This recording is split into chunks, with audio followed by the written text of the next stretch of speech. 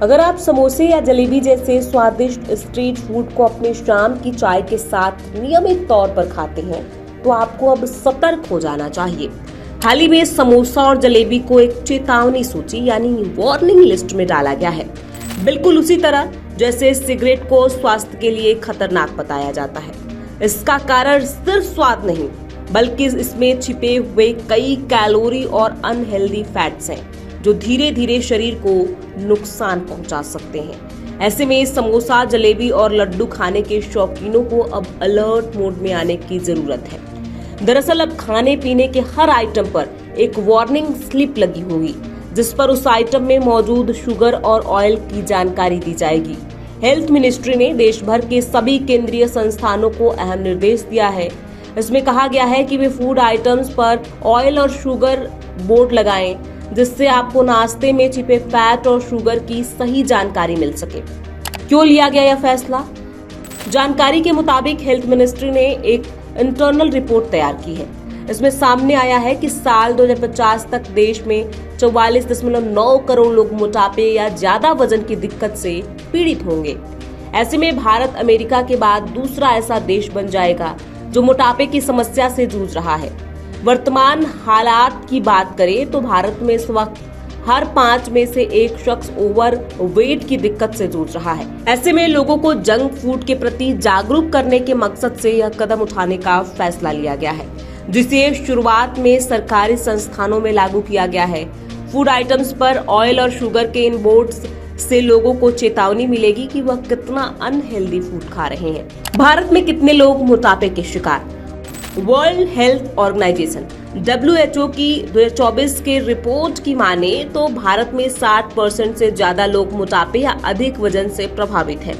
वहीं डायबिटीज के मामले 2030 तक 10 करोड़ के आंकड़े को पार कर सकते हैं। यही वजह है कि हेल्थ मिनिस्ट्री ने खाद्य और औषधि प्रशासन FSSAI के साथ मिलकर नई नीति तैयार की है, जिसके तहत इन फूड आइटम्स की पैकेजिंग पर वार्निंग लेबल लगाना अनिवार्य किया जाएगा।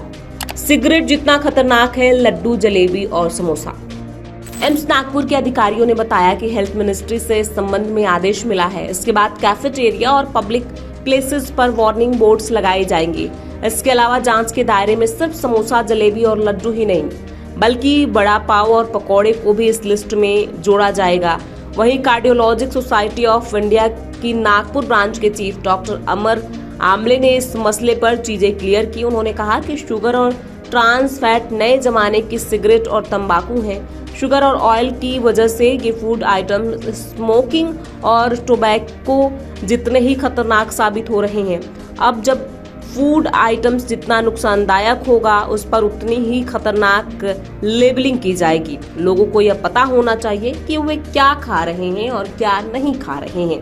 सबसे पहले भारत में मोटापा, ओबेसिटी एक बहुत बड़ा मुद्दा, एक हेल्थ, मैं मानता हूं कि एक सामाजिक और एक आर्थिक मुद्दा भी बनने जा रहा है। और इसके लिए हमारे यशस्वी प्रधानमंत्री नरेंद्र मोदी जी ने जो एक एंटी ओबेसिटी कैंपेन उन्होंने राष्ट्रीय स्तर पर शुरू किया, इसके लिए मैं उनको बहुत बहुत धन्यवाद देना चाहता हूं। इस कैंपेन के माध्यम से पूरे देश में और समाज में जागरूकता वे जो फैलाना चाहते हैं गवर्नमेंट की ओर से, इसके साथ साथ जो रेगुलेशंस है उन रेगुलेशंस को एक प्रकार से अधिक मजबूत बनाना चाहते हैं। इसके लिए मैं उनको बहुत धन्यवाद देता हूं। कुछ ही समय पहले हमें पता चला न्यूज़ के माध्यम से कि हेल्थ और फैमिली वेलफेयर मंत्रालय भारत सरकार ने भारतीय ऐसे जो अनहेल्दी फूड्स हैं, जलेबी, समोसा, इन पर भी पाबंदी, रेगुलेशन लगाने के लिए उन्होंने कुछ प्रयास किए हैं। और मैं जिस कमेटी, संसदीय समिति का अध्यक्ष हूं, सबऑर्डिनेट लेजिस्लेशन कमेटी,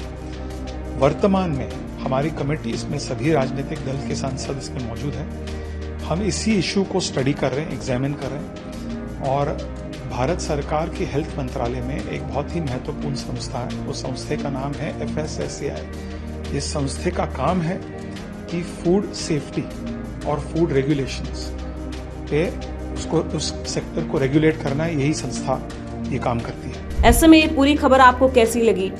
सरकार का डिसीजन आपको कैसा लगा? हमें कमेंट बॉक्स में लिख के जरूर बताइए।